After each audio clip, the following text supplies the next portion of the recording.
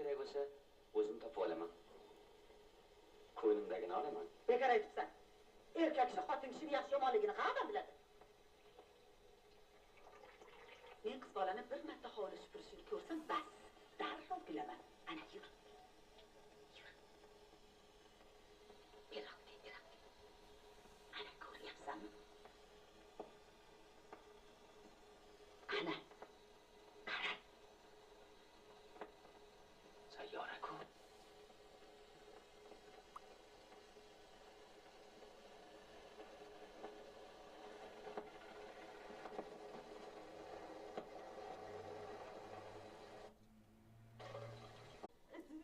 Yengil kavaleriyani. Nima?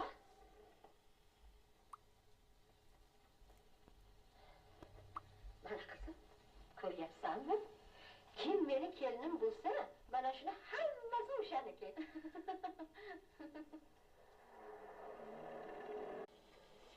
Uy topilguncha bir oy shu yerda tursam.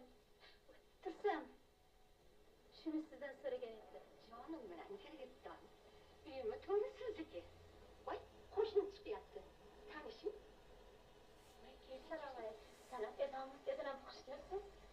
Azimjon qachon kelar ekan? Yaqinda kelib qoladilar. Voy, og'zingga. Ya qarang.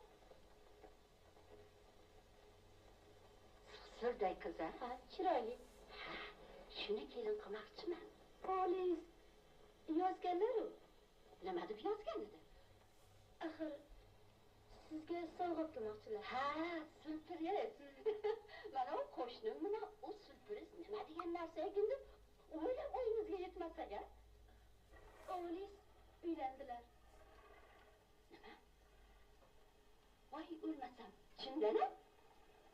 Voy, o'lmasam, voy sho'rim. Ajab bo'pti. Ana sürprizim, mana sürpriz. Ana kiryotgan mashina-yu, mana televizor. Nega ag'rayapsiz?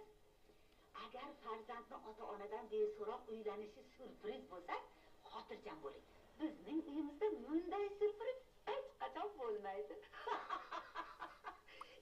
Sayyoraxon o'zimizga qoldi.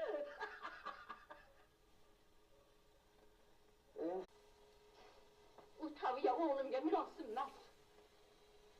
Siz uni ko'rganmidingiz? Ko'rmasam ham bilaman-da. O'zi bukri, ko'zi g'ilay, ishi so'ylaq, lavi to'rtaq bir balo qildi.